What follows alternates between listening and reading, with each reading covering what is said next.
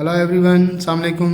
कैसे हैं आप? उम्मीद है आप सब खैरियत से होंगे। आज हम समझेंगे न्यूमेरिकल नंबर 8। न्यूमेरिकल नंबर 8 जो है ये यूनिट 4 रोटेशनल और सर्कुलर मोशन का यूनिट है। और ये जो यूनिट है क्लास 11 की फिजिक्स की बुक, लेकिन बुक किस बोर्ड की? सिंध टेक्स्ट बुक बोर्ड की जो बुक है उसका न्यूमेरिकल है, ठीक है। और उसी का जो है ये यूनिट है। तो आइए चलते हैं इस न्यूमेरिकल को समझते हैं कि इस न्यूमेरिकल में हमसे क्या पूछा जा रहा है। 1500 kg car moving on a flat horizontal road, ठीक है। एक 1500 kg कार, kg जो है ये क्या है? कार का मास है। तो डेटा में हम कैपिटल M से शो करेंगे। Moving on a flat horizontal road means जो मूव कर रही है वो बिल्कुल सीधा है, कोई भी साइड जो है ऊपर या नीचे नहीं है। फ्लैट का मतलब क्या है? वो बिल्कुल जो है रोड जो है वो सीधा है। अक्सर ट्रन जो होते हैं वो ट्रन की क्या होती है कि जो बाहर वाली साइड होती है वो क्या होती है? ऊपर होती है, ठीक है। तो ये जो है बिल्कुल सीधा है, ये जो रोड है वो बिल्कुल स्ट्रेट है। Negotiate a curve as shown in figure.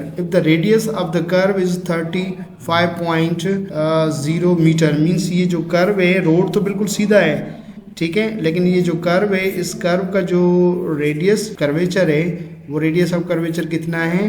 35 metre, means 35 metre radius of curvature है इसका। And the coefficient of static friction between the tyre and dry pavement is 0.523, means ये यहाँ पे जो गाड़ी मूव करेगी, ओके, जो गाड़ी मूव करेगी तो गाड़ी के टायर और रोड के दरमियान में, तो टायर और रोड के दरमियान में जो कोएफिशिएंट ऑफ फ्रिक्शन है वो कितनी है? 0.523 है। कोएफिशिएंट ऑफ स्टैटिक फ्रिक्शन को हम शो करते हैं म्यू एस के। Find the maximum speed the car can have.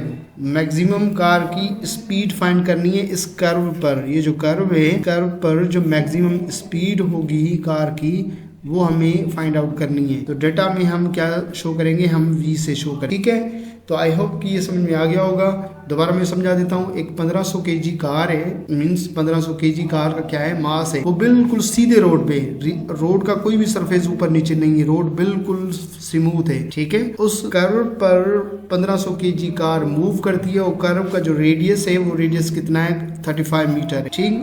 Road के टायर और आपके पास जो है कि टायर और रोड के दरमियान में जो कोएफिशिएंट ऑफ फ्रिक्शन है वो 0.523 है। अब उस कर्व पर स्पीड क्या होगी? वो स्पीड हमें कैलकुलेट करनी है। तो डेटा हमारे पास क्या है? मास 1500 kg, रेडियस 35 मीटर और कोएफिशिएंट ऑफ स्टैटिक फ्रिक्शन को म्यू एस से शो करते हैं, वो 0.523 है। और उस रोड पर, उस कर्व पर स्पीड मैक्सिमम क्या होगी कार की वो हमें फाइंड आउट करनी है। तो फोर्स ऑफ फ्रिक्शन प्रोवाइड करती है सेंटीमीटर फोर्स। जब टर्न पर गाड़ी मूव करेगी, उस गोलाई पे गाड़ी मूव करेगी, ठीक है, तो वहां पे जो फ्रिक्शन की वजह से कार को सेंटीमीटर फोर्स मिलेगी, तभी कार उस गोलाई, उस कर्व पर जो है आसानी से मूव कर सकेगी। फ्रिक्शन फोर्स बराबर होती है आपके पास क्या है? एफ एस, ठीक है, म्यू एस एन, और एफ सी बराबर है M V square upon R के। एन नॉर्मल फोर्स है जो कि रोड से लगेगी कार पर अपवर्ड डायरेक्शन में, ठीक। तो नॉर्मल फोर्स बराबर होगी एम जी के, ठीक है, यहाँ पे मैंने मेंशन किया। और ये एम स्क्वायर एम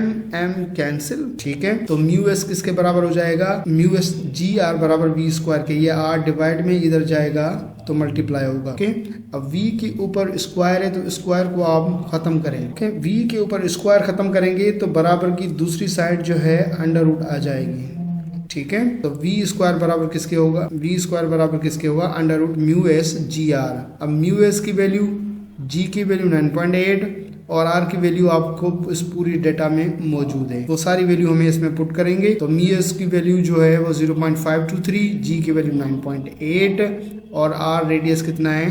35। इनको आपस में मल्टीप्लाई करेंगे और फाइनली इसकी अंडर रूट निकालेंगे। तो आंसर हमारे पास आएगा 13.5। और एग्जैक्टली ये सेम आंसर बुक का भी है, आप यहाँ से वेरीफाई कर सकते हैं कि हमारा आंसर बिल्कुल जो है वो क्या है? करेक्ट। आई होप कि ये न्यूमेरिकल आपको समझ में आ गया होगा। वेरी इजी न्यूमेरिकल है, कोई ज्यादा इतना मुश्किल नहीं है, लेकिन फिर भी अगर आपको कोई मुश्किल आ रही है पेज इसको समझने में तो वो आप मुझसे पूछ सकते हैं। अपना बहुत सारा ख्याल रखिएगा। Thank you very much. Allah Hafiz.